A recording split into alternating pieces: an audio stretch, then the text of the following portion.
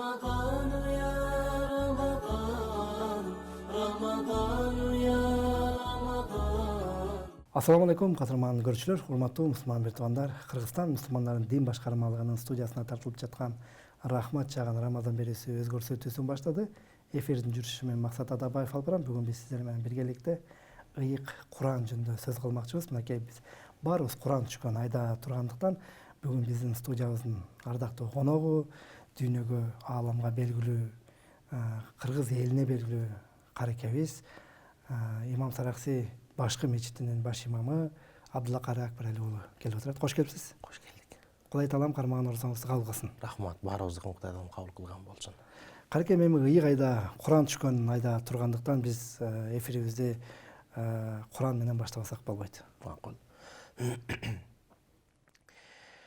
أعوذ بالله من الشيطان الرجيم بسم الله الرحمن الرحيم ألم نشرح لك صدرك ووضعنا عنك وزرك الذي أنقض ظهرك ورفعنا لك ذكرك فإن مع العسر يسرا إن مع العسر يسرا فإذا فرغت فانصب وإلى ربك فارغب صدق الله العظيم سبحان ربك رب العزة عما يصفون وسلام على المرسلين والحمد لله رب العالمين.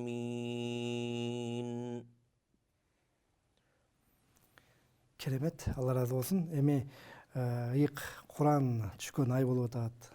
Бул айда эң көп багы баарыбыз сабырдуулуктун туу чокусуна жетип, жанагындай өзүбүздү Кудай Таалага жакындатып аракет кылып аткан учурда. Анан баарыбыз айтабыз, Куран түшкөн ай депчи. Негизинен эле ушул Куран адам баласына эмне үчүн түшүрүлгөн? Албетте бул Куран Кудай Таалам адам баласы түшүргөндө бир эле максат эмес же бир эле негиз эмес, бир канча топ максаттар, негиздери бар, себептери бар, хикматтары бар. Алардын эң алгачкысында жараткан Кудай Тааламды таануу, жаратканга туура ибадат кылуу, жараткандын туура жолун жолдоо үчүн, пайгамбарларга иман келтирүү. Ошондой эле адам баласыны тарбиялоо үчүн дагы түшкөн. Адам баласынын ички дүйнөсүн тарбиялоо, чынчылдыкка, аманатка бекем болууга, адилеттүү болууга, сабырдуу болууга, ички дүйнөсүн тарбиялап, ушул жашоодогу азгыруулардан болушунча сактанууга түшүрүлгөн Куран. Ошол эле учурда коомчулуктун жада калса үй бүлөнүн бири-бирине болгон мамилени нукка салуу үчүн дагы түшкөн. Ким кимге кандай мамиле кылат, кимдин кандай укугу бар, кимдин кандай милдети бар, өзү үчүн кандай милдети бар, үй бүлөсү үчүн кандай милдети бар, коомчулукка байланыштуу кандай милдеттери бар, кандай укуктары бар экендигин кенен баяндап бергени үчүн да Куран түшүрүлгөн. Адам баласына эскертүү катары түшкөн Куран. Бейиш менен сүйүнчүлөп, тозок отунан коркутуп, ошондой кандай амал кыла турган болсо кыяматта жооп берери бар экендигин баяндоочу дагы түшүрүлгөн Куран. Эң сонун негизи Куранды багы тажвид эрежеси менен окуунун кандай бир артыкчылыгы бар адам үчүн? Эмне болот? Куранды окуу маселесинде сүйүктүү пайгамбар саллаллаху алейхи ва салламдын хадиси бар. Кимден ким Куран окуй турган болсо, окуп жатканда туура окуу үчүн кыйналып, тамгаларын туура чыгара албай, туура чыгарганга аракет кылып, таджвид эрежелерин сактап окуганга аракет кылып, кыйналып окуй турган болсо, ага 2 сооп деген. Окуган үчүн 1 сооп, кыйналган үчүн дагы 1 сооп. Ал эми жакшы окугандарчы, жогорку деңгээлде эрежелерин сактап, таджвид эрежелери, тамгаларын чыгуу эрежелери болсун. кооз үн менен коштоп окуй турган болсо, албетте ушунун баары ихлас менен коштолсо, фаулаика ма'ас-сафаратил кирамил барара дейт, алар ушундай бейиштеги периштелер менен бирге болот дейт. Демек, сообу негизи чексиз болот. Адам баласы катары биз болушунча колубуздан келишинче жогорку деңгээлде ибадат кылганга, аракет кылганга милдеттүүбүз. Жөнөкөй адамдар үчүн, карапайым эл үчүн Куранды оңой жанагы жаттап алды. Андан кийин анын адам үчүн кандай бир таасири же бир баягы мындай белгилери болот адам үчүн сезиле турган. Мисалы, сизден биз Куранды алып жүргөн каары катары билебиз. Куранды көтөрүп жүргөн инсансыз. Сизге ушундай билинеби артыкчылыктар? Негизинен жакшы ойлогонуңузга Алла ыраазы болсун. Каары деп сыйлап, татыктуу жүрөт деп ойлогонуңузга Алла ыраазы болсун. Чынында бул жашоодо Кудай Таалам адам баласына берген ниматтарынын өзгөчө ниматы бул ас-саттур деп коет. Кудай Таалам мындай эле шерменде кылбагандыгы. Чыныгы жүз кандай болот? Айтуу бир аз кыйыныраак, бирок болушунча шариаттын эрежелери менен жашаганга аракет кылабыз. Дегенмен каары адам, Куран жаттаган адам айрыкча чоң жоопкерчиликте болот. Ички дүйнөсүдө мындай эки карма кайшы пикирлер болуп калат. Бири кыл дей турган болсо, бири кылба дейт. Сен эки жүздүү болуп көрүнбө дейт. Эки жүздүү болуп көрүнүп атасың дейт. Айтор эми Куран жаттаган албетте амал кылган болсок, ошо жана жогоруда айтып кеттим го, ихлас коштосо деп. Амал кылган болсо, каары өтө жогорку деңгээлде болот. Амал кылбай тескеринче туура жүрбөй кала турган болсо, ал деле мындай бейишке кирүүгө бир кепилдик берилген жери жок. Себеби кыяматта тозок оту биринчи жанганда 3 түрдүү адам түшүп тозок отун күчөйтүшүнө себепчи болот дейт. Ошонун бирөөсү аалым же каары да. Куран жаттаган, илим алган, бирок Куранды эмне үчүн жаттаган? Адамдар мени сыйласын, адамдар мени төргө отургузсун, мен жамбаш жейин, төрдө отурайын, сыйлуу болоюн деген максат болгон болот. Бир дүйнөлүк максат болгон болот дагы, акыреттик максат жокко чыгып, жок болуп. Ошондон улам Кудай Таалам мен сага бердим бул жашоодо, авторитеттүү болдуң, абройлуу болдуң, элдин астында болдуң, сый урматка татыктуу болдуң, ээ болдуң, жамбаштарды алдың. Эми тозокко түшөсүң деп тозокко түшүрөт дейт. Ошого жоопкерчилик негизи оор. Эми адам баласы ал кээде иманы алсыздап, кээде күчөйүп турат дегендей, Курандын урматына кээ бир учурда Кудай Таалам Курандын урматына сактайт, бирок кээ бир учурларда сыноодо катуу берип коет. Ошого Кудайым сактасын, жакшы болгонго аракет кылабыз. Негизинен бул чоң бир жоопкерчилик, кошумча жоопкерчилик. Демек, эгерде багы Куран жаттайм деген инсан, Куран жаттайм деген балдар негизинен жоопкерчиликти сезип туруп, анан ошого кириш керек деп айтасыз. Сөзсүз жоопкерчилик бул. Куран жаттаганда Кудайдын ыраазычылыгын табуу, Кудай Таалам түшүргөн ыйык Куран, ыйык сөзүн жүрөккө көтөрүп жүрүү, ошого татыктуу болуу, ошого амал кылуу негизги максат болуш керек. Эң сонун анан биздин азыр экран артындагы багы ата-энелер да болушу мүмкүн да. Куранды кайсыл сүрөлөрдөн баштап жаттоо сунушталат? Балага жаш кезинен башталсын негизинен. Тили чыгып элек учурларда башталганы жакшы болот. 4, 5, 6 жашарда жаттатып баштаганы болот, жакшы болот. Анан албетте ошол кыска сүрөлөр, Фатиха сүрөсүндө жаттап туруп, кийин Ихлас, Фалак, Нас ошол кичи сүрөлөрдү жаттатып, анан жай-жайдан 30-парадан жогору көтөрүлүп келе берет. Негизи багы кантип кызыктырып анан балдарга сиз эми багы Куран жаттаган инсан катары кандай бир тажрыйбаңыздан бөлүшөт элеңиз? Кандай этаптардан басып өтүш керек? Эми ал баланын каруу болушуга баланын өзүнүн каалоосу же баланын өзүнүн аракети болбойт. Керек болсо жаш бала болгонго байланыштуу устаз экөөнүн аракети жетишсиз. Үйдө ата энеси, атамдын устазы Раматыл Кимсан баяжы ошол атама бир Египетке окууга кетип атканыбызда бир айткан насааттарынан бири бир алым же кары чыгарам десең, ата энесинин бирөөсү же болбосо экөөсү өзүнүн өмүрүн арнаш керек болот. Жашоосу да ошол негизги максаттардын бири ошол тайбай ошол нерсеге бекем болуп, аягына чыкканга аракет кылып, сабырдуулукту сакташ керек болгон чоң амалдардын бири баланы каары кылуу. Ата эне баласыны каары кылгысы келсе, жок дегенде экөөнүн бири өмүрүн арнап, ошол нерсеге кам көрүп, ошол нерсенин артынан түшүш керек. Эми бүгүнкү күндө биздин Кыргызстанда андай жаш баланы ала турган медреселер жок. Дегенмен мечиттин имамдары Кудайыма шүгүр бүгүнкү күндө каарылар көп болуп атат. Кыргызстанда каарыларыбыз көп. Жеке кошумча сабак катары үйгө чакырып болсун, мечитке барып болсун, имамына барып, асыр намазынан кийин, багымдат намазынан кийин кээ бир учурларда, айрыкча кыштын күндөрүндө шам намазынан кийин айтор бир устазды кармап Куран жаттаса жакшы болот. Эң сонун анан баягы өзүбүздүн динибизде деле айтып калып атпайбы, ошол Рамазан келгенде ошол биздин мазхаб башчыбыз ушу күнүгө хатым кылган убактарда болгон депчи, Курандычы. Анан ошондой эле мына бүгүнкү күндөгү учурду ала турган болсок, бүгүн бардык Кыргызстандагы бардык мечиттерде хатымдар окулуп атат. Негизинде бүгүнкү күндө дейли, эми ал заманды албайлы бүгүнкү күндө дейли, Рамазан айында ошондой мүмкүнчүлүк барбы? Бир күндө хатым кылып, бүткөрүп, дуа кыла турган. Имам Абу Ханифа, Кудай рахмат кылсын, ошондой эле улуу сахабаларыбыз, табиин алымдарыбыз ислам тарыхында бир эмес, бир нече алымдарда ушундай окуялар катталган. Тарых китептеринде да калган.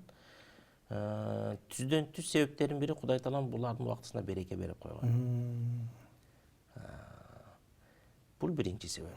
Экинчи себеп, негизинен биздикилер бүгүнкү күндө деле аракет кыла турган болсо, ошол нерсеге жетсе болот. Биздин Кыргызстанда Кудайыма шүгүр күчтүү каарыларыбыз бар. Өзүмдүн мечитте коллегам Убайдулла каары, атактуу каарылардан биз жаш кезибизден конкурстарга катышып жүргөнбүз, бүгүнкү күндө бирге кызмат кылып атабыз.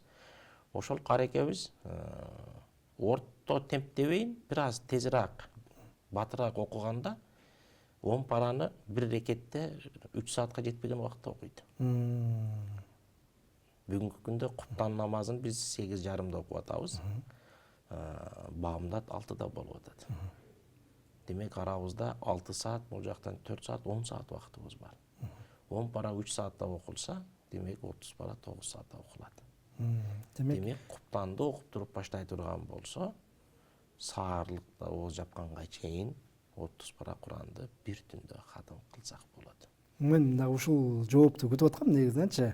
Эң сонун баягы муну эмне үчүн айтып атам? Биздин баягы экран артындагы көрөрмандарга дагы баягы ошондой мүмкүнчүлүк адам өзү ишенип жаратса боло тургандыгын. Анан 2 жыл алдын болуш керек, интернеттерден ошол соц тармактардан көрүп калганбыз. Кайсы бир мечитте жаш Куранды эми жата бүткөн каарекелерибиз, Кудай Таалам өмүрлөрүн узун кылсын, батыраак окуп, Убай каарыга да салыштырганда батыраак окуп туруп, 6 сааттан ашык 7 саатта бүтүргөн учурларга күбө болуп телефондон көргөнбүз да. Эң сонун. Демек, биздин Куран жаттайын деген же болбосо Куран жаттап аткан балдарыбыз дагы ушундай мүмкүнчүлүк жаратса болот экен. Албетте. Эң сонун.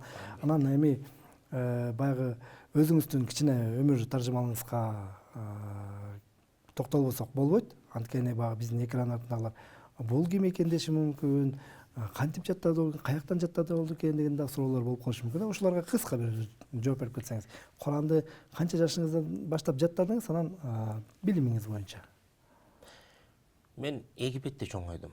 Атам Раматыл Кымсанбай ажынын окуучусу, жардамчысы, кызматчысы болгон. Эгемендүүлүк алганыбыздан кийин, Кыргызстанда эгемендүүлүк келгенден кийин. Канча жашта элеңиз? Египетке атам алып кеткенде 3 жашар элем. Ал жакта садикке бардык, ал жактын мектебин окудук. Анан ошол жакта атам да балдарыма Куран жаттатайын деген үмүтү чоң болчу, аракети бар болчу. Апам экөө биргеликте бизге күч болуп, дем болуп, жатташыга себепчи болгон. 1-класста жаттап баштаганмын. 4-классымда бүтүргөм. 3 жылда 3 жыл аралыкта жаттапсыздар. Мектепте сабакта Курандан сабак бар болчу. Кошумча асыр намазына, шам намазына чейин жашаган жерибиздеги жакын мечитке барып, ошол жерден имамдан сабак алчубуз. Толук диний билимди Египеттен окудуңуз? Диний билим дегенде мен өзүм Египетте экономика саясат факультетин бүтүргөм, окугам.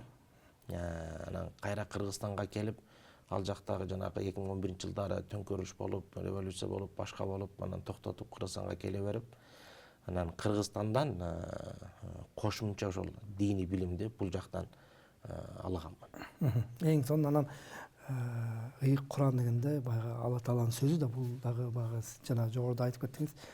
Бул адамды тарбиялаш үчүн, бир багыт бериш үчүн түшүрүлгөн. Демек бул адамзат үчүн түшүрүлгөн. Ооба. Туура, ушундай деп түшүнсөк болот да. Анан негизинен эле баягы Куранды кээде туура эмес окуйбуз. Окушубуз мүмкүн. Жанагындай баягы кадимки китептерден жаттап элечи. Негизинен эле ар бир адам Куранды туура окуганды үйрөнүш керекпи, милдеттүү түрдө? Үйрөнсө жакшы болот. Бирок Кудай Таалам адам баласын колунан келбей турган нерсени жүктөп кыйнабайт. Ар ким мүмкүнчүлүгүнө жараша аракет кылат. Так даана окуганга мүмкүнчүлүгү барлар окуганды үйрөнгөнү жакшы. Мүмкүнчүлүгү жоктор же тили катып келбей калгандар мүмкүнчүлүгүнө жараша окуй берет. Ал жагын Кудай Таалам өзү кечирип, өзү ыңгайлуу кылат. Эң сонун анан жанагы өзү ижаза деп коет эмеспи? Ижаза деген түшүнүк бар. Мисалы 10 кыраат, 5 кыраат деген түшүнүктөр бар да. Ошолор боюнча да бир алдын ала кеп калып бериңизчи. Кырааттар деген түшүнүк бул Куран окуу эрежелери. Жанагы тажвид эрежелери деп атпайбызбы? Ошол тажвид эрежелеринде бир аз өзгөрүүлөр болот. Кээ бир сөздөр өзгөрүп кетет, аракеттер, тамганын А, И, У деген аракеттер өзгөрүп кетет. Бирок жалпы маани өзгөрбөйт. Алымдардын айтымында пайгамбар учурунда 100 кыраат болгон дейт. Бирок бүгүнкү күндө бизге жеткени 10 кыраат. 10 окуу эреже жолу менен. Ошол эле Куран, ошол 30 пара, ошол аяттардын санында бир аз айырма болушу мүмкүн. Себеби узун аяттар бөлүнүп калган учурлар болуп калат, кээ бир аяттар аят эмес болуп, кээ бир аят эмесчелер аят болуп калган учурлары болот дагы. Ушундай өзгөрүүлөр менен бүгүнкү күндө 10 кыраатты эл аалымдарыбыз ошол санжыра менен келип жаткандыгы үчүн, ишенимдүү болгон үчүн 10 кыраат деп эсептелет. Ошол 10 кырааттын кимиси боюнча бүт баары же болбосо бир кыраат боюнча кимде ким окуган устазынан рухсат ала турган болсо, ал рухсаты устазына пайгамбарыбыздан бери келе жаткан санжырасы бар болсо, ошол ижаза деп аталат. Жакшы нерсе татыктуу устаздан алган болсо, күчтүү устаздан алган болсо, өз эрежесин сактоо менен алган болсо, анан хайп үчүн же болбосо мактаныш үчүн ала турган болсо, анын деле жоопкерчилиги оор болуп калат. Эң сонун эми биздин убактыбыз дагы соңуна келип калган экен. Негизинен мен эми сизге эркин микрофон берейин. Кыргыз элине болгон каалоо тилек, насаат сөзүңүз. Аллах оразаларыбызды кабыл кылсын. Ушул Рамазан айын куттуу берекелүү кылган болсун. Өзүнө жакындаткан болсун. Сүйүктүү пенделердин катарына, бейиш менен сүйүнчүлөгөн пенделердин катарына кошкон болсун. Кылган ибадаттарыбыздын кемчиликтерин толуктап кабыл кылган болсун. Куранга болгон сүйүүбүздү, Куранга болгон мухаббатыбызды Кудай Таалам дагы да жогору кылсын, дагы да бийик кылсын. Ар бир үй бүлөдөн, Кыргызстандын ар бир үй бүлөсүнөн каарылар чыгып, ата-энелери кыяматта тажы кийүүнү Кудайым насип кылган болсун. Айтканыңыз келсин. Кудай Таалам сиздин оразаңызды кабыл кылсын. Ушинтип биздин студиябызга келип, Куран жөнүндө, ыйык китебиз жөнүндө кеп калып бериңизге ыраазычылык билдиребиз. Ал эми урматтуу мусулман мырзалар, мен сиздер менен коштошпойм. Болгону кийинки эфирлерде көрүшкөнчө, жараткан Алла Тааланын амандыгында болуңуздар, кармаган оразаңыздар кабыл болсун. Allahu Akbar, Allahu Akbar. الله أكبر الله أكبر أشهد أن لا إله إلا الله أشهد أن لا إله إلا الله أشهد أن محمدا رسول الله أشهد أن محمدا رسول الله حي على الصلاة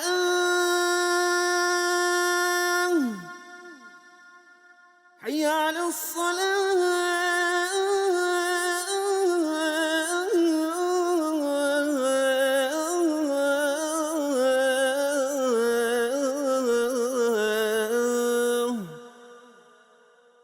حي على الفلاح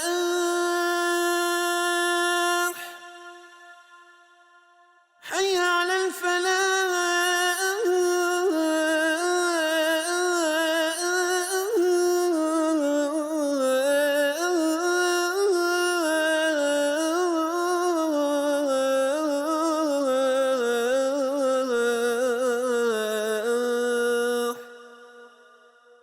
الله أكبر